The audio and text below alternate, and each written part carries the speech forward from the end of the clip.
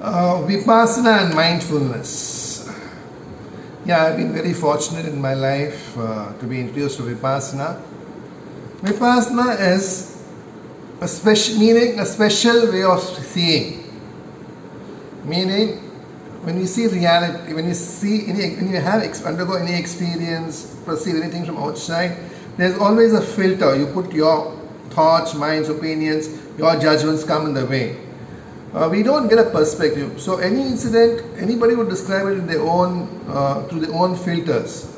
And if you realize that these filters define our life, and so it's a special way, you need a special way of seeing from every perspective, this side, that side, inside, outside, and then makes sense. It's called avaranas or curtains. We're all blinded by that. And there are 5 curtains according to Vipassana.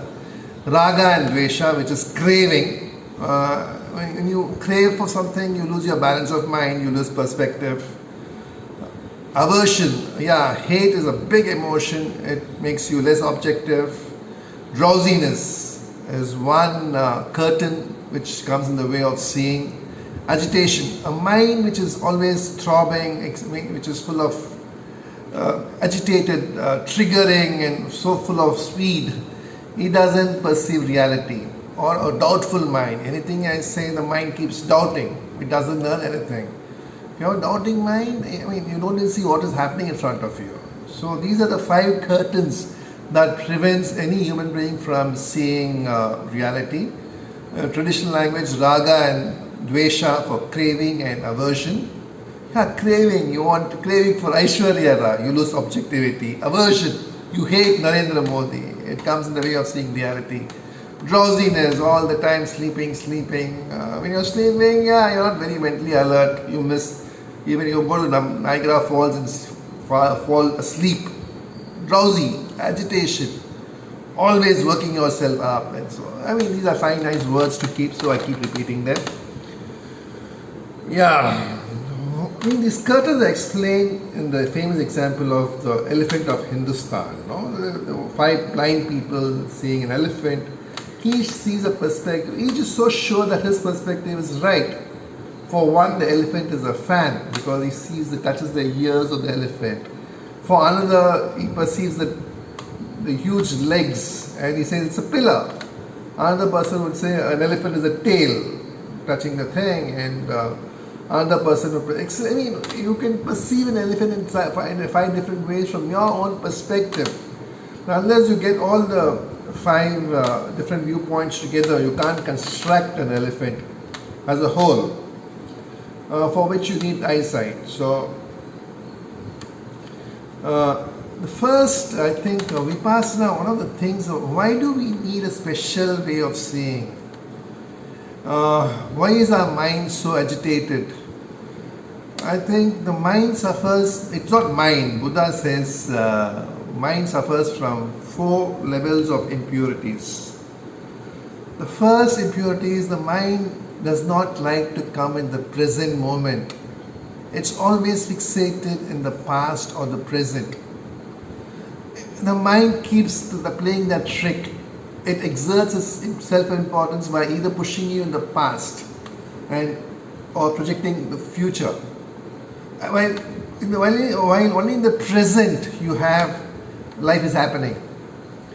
But when life is happening, you're always busy with the past or the future. You miss out on what's happening, or you get a little sense of presence. So it's extremely important that the mind realizes that memories and projections of future should be done as a planned activity. Who would like to have a mind which you can switch on and switch off? We are not in the present, so that is something we need to watch out for. The second thing about mind is it's extremely possessive. It classifies the world into me and mine. My phone, my car, my wife, my job, my money. And the trouble here is both me and mine is only a word. It doesn't have substantial existence. There's no reality to me or mine, because both are not eternal. If you hold on to an eternal thing, if you're attached to an eternal thing, it makes some sense. But if you're holding on to something so impermanent, money comes and goes. Your wife, you die or she dies or she leaves you. She comes and goes. Your property comes. Your property. Even Bill Gates would have to lose his billions of dollars upon death. He cannot take them with him. So, since we define me and mine as permanent, there's always this friction of this egoistic thing. And Goenkaji gives a beautiful example of a watch. A student of him gave him a foreign watch, maybe the 70s, a very expensive watch, beautiful watch. It was not manufactured in India. So he says, one day I was very careless and it broke. And he says, I'm crying. Why am I crying? Spare parts not available, such a beautiful watch, I can never use it again. He says, the same watch, same model, same brand, the watch of my friend, if it breaks, I don't cry. Instead, I advise him. So point is I don't cry for the watch breaking. I cry because it is my watch. So the problem is me and mine. And the third obstacle of the mind is it is extremely attached to its opinions. You can see that in Facebook. Spewing venom, poison. You like something so much. Ajit and Vijay fans in Tamil cinema. Narendra Modi and rest, secularists. That debate is going on and on. Hindu, Muslim, whatever opinion you have, your mind cannot digest being run down. You have spent a lifetime gathering an opinion and somebody knocks it down, you don't like it. And the fourth is a mind is almost naturally attached to rituals, symbols, religion. Any person is attached to the ritualistic side of religion than the practical aspect of it, or even the essence of it. So it is here that Buddha makes his huge contribution, and he says, the path to liberation is not many. It's not that many ways to a mountain takes you to the top. The path to liberation can be only one. And he says, in Pali he says, Ekaino Maggu. Why does he say that the path to, it's such a narrow-minded view, no? But he says, for a person who's walked on the path, there's only one path, universal. It doesn't make whether you're Russian or American, black or white, man or woman, dumb or otherwise. And why is the laws of spiritual liberation just one? He says because nature is one, and the laws of nature is universal. It's like the physical laws of the science. Physical laws of science is the same, universal anywhere. Like what? If I had to fall down from the 10th floor of a building, whether I fall down in Denmark or I do it in Chennai, I would fall in the same thing, my bones would break to the same degree. So the laws of force, the law of gravitation, physical laws, what happens? What is physical laws? Yeah. You must be good in physics. Chemical laws are much more easier to explain. Yeah, which is like all the elements, the periodic table, they are the same anywhere in the universe. Atom with such and such structure, such and such atomic number, is such and such metal. Anywhere in the universe. Universe, not just Earth. Right? So, it's unlikely a person, whether you're a Hindu or a Muslim or a Christian, you would have a separate heaven. Or so whatever law, how your mind works, the quality and quantity of your mind, that is the determining factor. All these are only means to it. So don't get attached to the means. Get to the universality of it. Universality of it. Look, a planet does not have hydrogen or oxygen. It has no water. No amount of crying for water, praying, ablation, setting agarbatti, lighting a lamp will get you water. Water needs hydrogen and oxygen. And these are pretty universal. And why do we say Dhamma? Dhamma is the essence of nature. Dhamma is essence. It is universal. Dhamma of fire is heat. It has to burn. Now, if the essence of a thing is not heat, then it is not fire. And the law is universal. Whether I keep my hand, Einstein keeps his hand on fire, a baby, crawling baby which doesn't know anything from anything, keeps his hand on fire. Fire is, it doesn't matter who comes near it, it's going to act mercilessly. That's how the laws of the universe act. Just like your physical laws are constant. Yeah, your Boyle's law, your pressure, all that thing, you need to take all that thing in mind. Your physics is little good. Chemical laws we know a little bit more and more. Boiling point, atomic number, Avogadro number, all this is constant anywhere in the universe. So how do you think that the spiritual laws will be different? No, it is not different. So what then is the purpose of living? You come with a mind, and the mind has a lot of mental defilements. Anger, ill will, this sense of ownership, ego, me and mine, lust, and all this you don't need to train a child. Even a child of 6 months old gets angry. It throws a ball, it wants, it shouts, it kicks, throws tantrums. So a good definition of religion would be to work out your own mental defilements. You're born with mental defilements, you're supposed to work your way out. What a little proportion. Say your anger was 80% at birth. Now after 80 years of living you make it down 60%. Fantastic. You lust all the time thinking of who's the porn star? Sunny Leone. All the time thinking about her, removing your clothes in your imagination. You could spend your entire day thinking about that. And after that you'll be spending say 4 hours thinking on Sunny Leone. After 10 years you only think for 2 hours. It's a good improvement, no? So your point I'm trying to say is your entire job in life is to reduce your mental defilements, and mental defilements like anger, ill will, animosity, greed, lust, all these are mental defilements. And Buddha says that you can't escape the contents of your mind, which is very true. You can go to Himalayas, but you still carry your mind with you. You can go to Mount Kailash, beautiful environment, beautiful air, beautiful scenery, beautiful greenery, but still you're carrying your mind with you. And it can be boiling with agitation, it can be boiling with hatred. So, whatever be the external beauty outside, you carry a software which is inside, which sees the outside. And if this inside is so out of tune, not tuned, not set right, and not set in some amount of equilibrium, the entire world is colored with it. That's called avaranam. We saw that earlier, covering, avaranams. So you need to work on your mental defilements, and Buddha says there's no escaping your mental defilements. There's a beautiful thing like that. It is your own dhamma, your mental contents, which follow you like the wheels of a chariot. If you have a lot of good metta bhavana, loving compassion and kindness, it follows you like your shadow.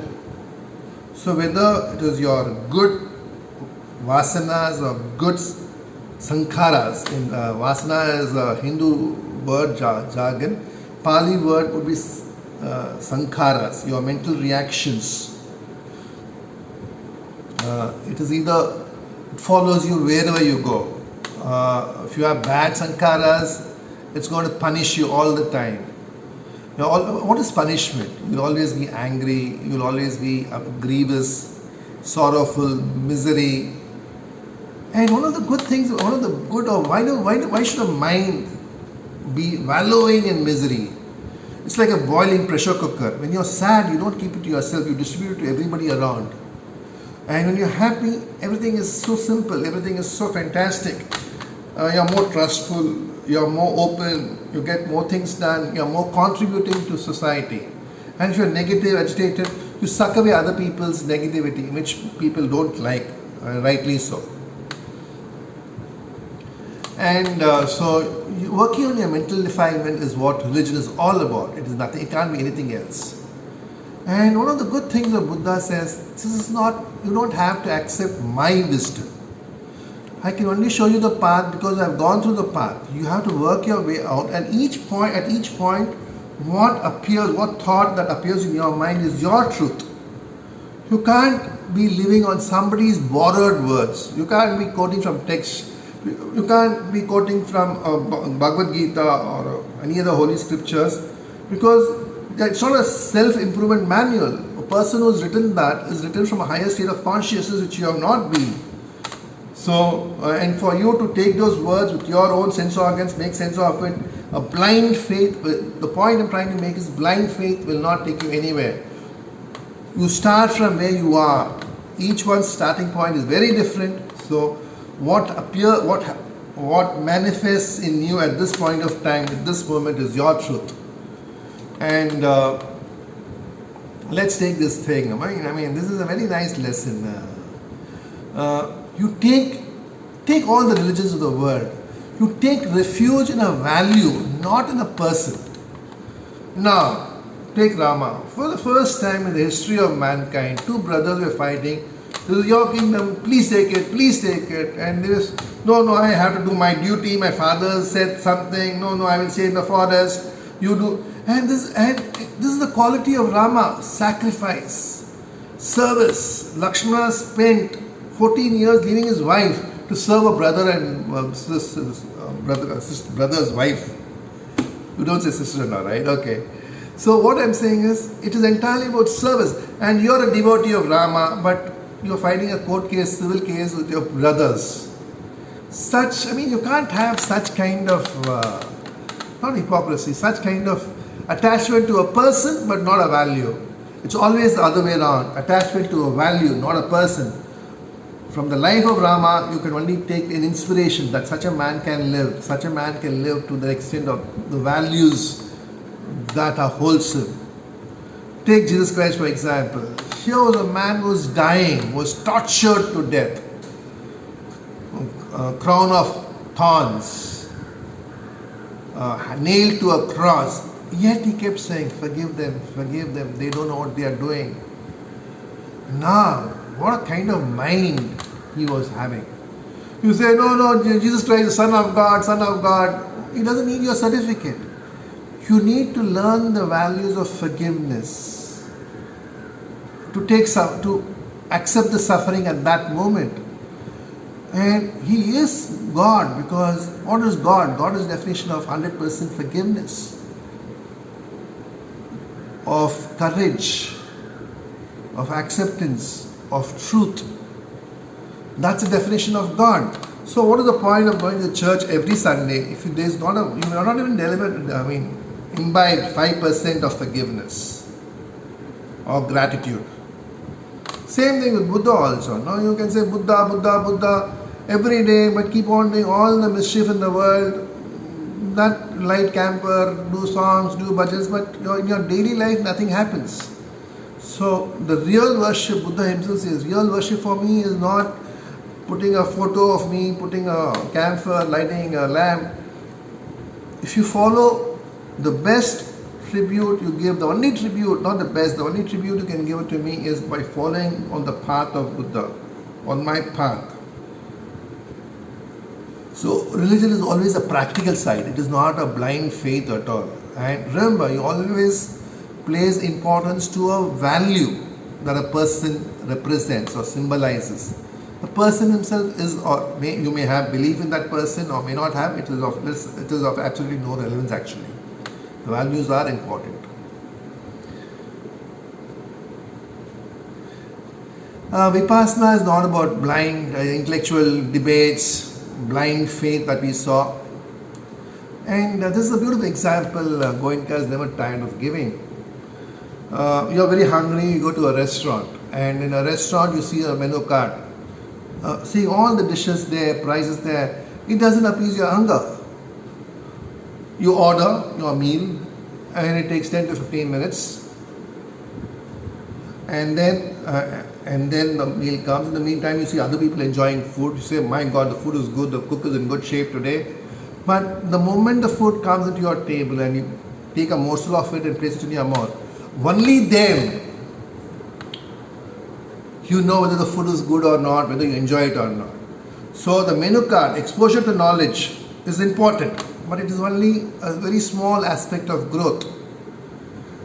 Seeing other people around, what experiences they have had with this menu card, is a reinforcer, but it doesn't have nothing to do with your sense of experience. Only when you experience food, when you chew the food, when you see this, when you taste it yourself, you have the experience of food, can you say it's good, bad, I like it, I love it, it's fantastic, I'm going to come here or not. So religion too is like that. You hear the words in the scriptures are fantastic, but it's like a menu card. It's not of much use. You may be inspired, but inspiration doesn't take you anywhere. And what is inspiration and what is spiritual practice? One is you need convincing that this is a better way of life. That is inspiration. And then once you start walking, it is spiritual sadhana. Sadhana is you're committed to a practice so that you make some changes, work out your mental defilements and get better and better. So unlike Hindu traditions, in Vipassana, any debates, Nimitta Karanam, Vishesha Karanam, Advaitam, whether the world, what is Jagat, what is Ishvara, there is no debates which Adi Shankara made Hinduism into a big thing. Here, now how would it matter whether this Jupiter moves around the earth or earth moves around the sun?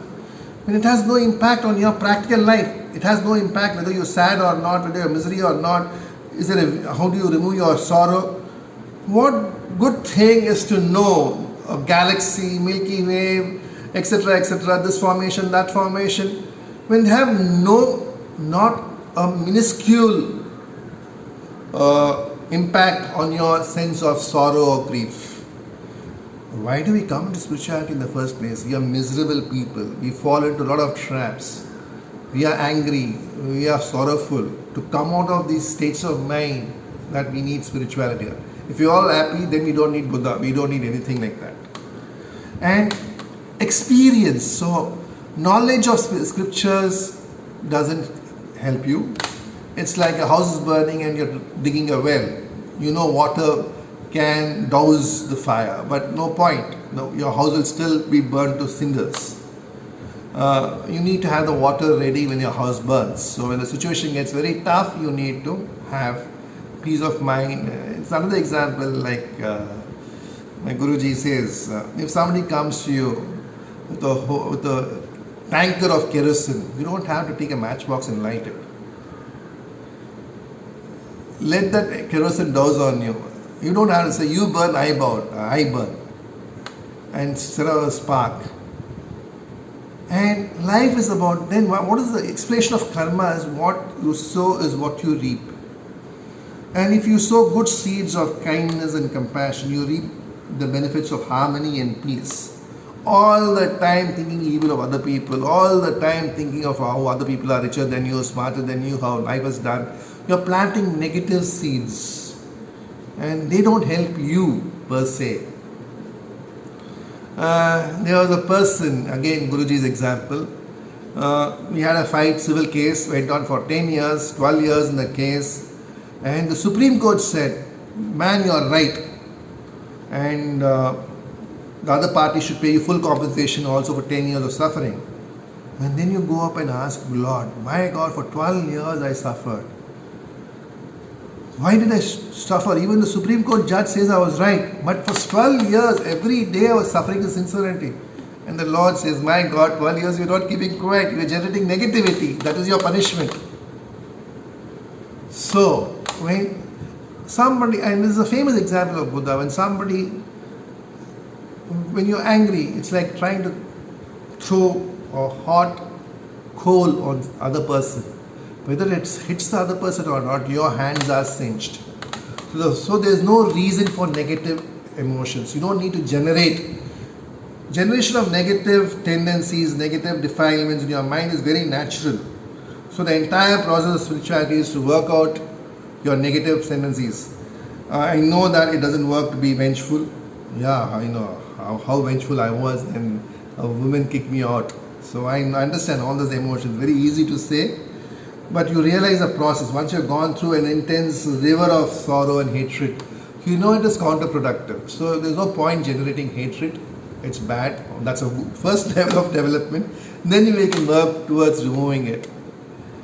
And yeah, I think cover a lot of things here. And what life gives you. You could be in darkness, you could be in poverty, you may have poverty of everything. It doesn't matter. You can always plant new good seeds. You could be running from darkness into light or from light into darkness. So the smart people run from lightness to light or from darkness to light. My today is bad and I was entirely responsible for my today's state. But if I start planting good seeds today, my tomorrow would be better. I would be growing more in peace and harmony. And that's the essence of religion, and that's the essence of Vipassana. We live, and living is always in the present moment. And how you get your mind in the present is what Vipassana is all about. Mindfulness is a slightly more separate subject. Vipassana is a practice, so there's no lecture. You need to spend 10 days in a Vipassana center to practice. Mindfulness is theory. Mindfulness says that the present moment is the most important moment, and Vipassana teaches you how to do it, how to practice it. It's a almost a primer to Vipassana.